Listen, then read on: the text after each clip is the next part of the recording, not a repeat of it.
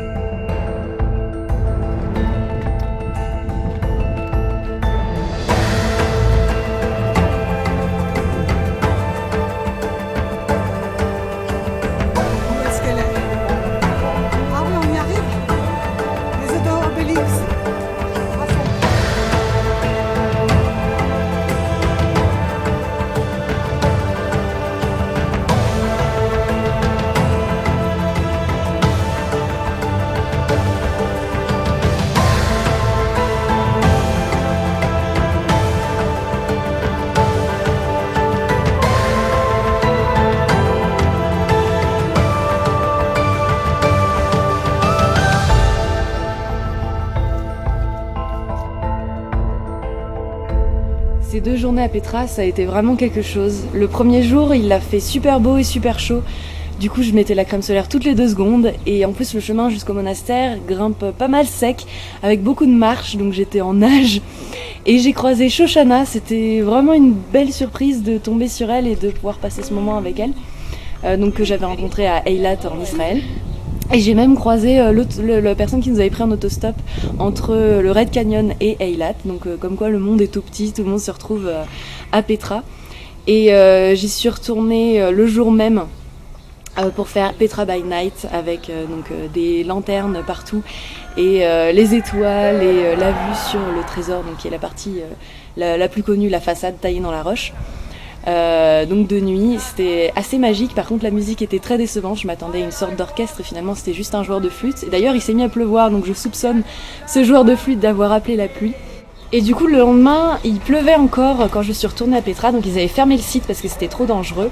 Et j'en ai profité pour aller au musée. J'ai appris que la cité avait été construite par les Nabatéens. Et en fait elle s'appelle pas du tout Petra, à la base elle s'appelle Rekem ou Rekmu. Et c'est les Romains, quand ils ont découvert la cité, ils l'ont appelée Arabia Petrea, qui est du grec, donc rocher, Petrea, qui est devenu Petra, voilà, toute l'histoire. Et en fait, les Nabatéens à l'époque prospéraient énormément, c'était un peuple de marchands, et ils étaient très connus pour leur capacité à gérer l'eau, alors que c'était une région très aride, et ils avaient construit plein de conduits, d'aqueducs et de réservoirs pour récupérer l'eau de pluie.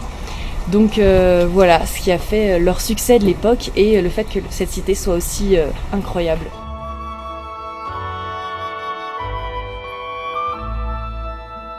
Le lendemain, il pleuvait le matin, donc ils avaient fermé le site. J'ai dû y retourner vers 14 h pour pouvoir profiter de Petra. Et d'ailleurs, l'ambiance était complètement différente parce que du coup, vu qu'il avait plu, c'était très doux, il y avait peu de soleil, mais du coup, c'était très agréable de marcher. Et j'ai pu monter dans les hauteurs. Je me suis greffé un groupe de Français qui était très randonneurs, et donc je suis partie avec eux dans les hauteurs du site. Enfin, pas raide, il y a un pré vide. Ah oui, il suffit qu'il y ait une petite corniche en contrebas pour qu'on puisse se rapprocher un peu plus facilement. Et après je suis partie vers le Treasury from above, donc pour voir le trésor vu d'en haut avec le soleil couchant, c'était vraiment splendide. Et j'ai été escortée par un guide local qui m'a aidé à retrouver mon chemin parce que du coup la nuit était tombée, on voyait d'ailleurs très bien les étoiles, c'était super beau. Et il m'a accompagnée avec sa mule jusqu'à son village, puis il a pris sa voiture pour me raccompagner jusque devant mon hôtel, c'était vraiment super chouette de sa part. Et il m'a proposé d'aller à Araba aujourd'hui, ce que je vais faire, donc je vous dis à tout de suite pour la prochaine vidéo, et Araba, à toutes! Excuse me, madame, do you want camel? No, thank you. Nice picture here. I tried to take a picture of what you've done.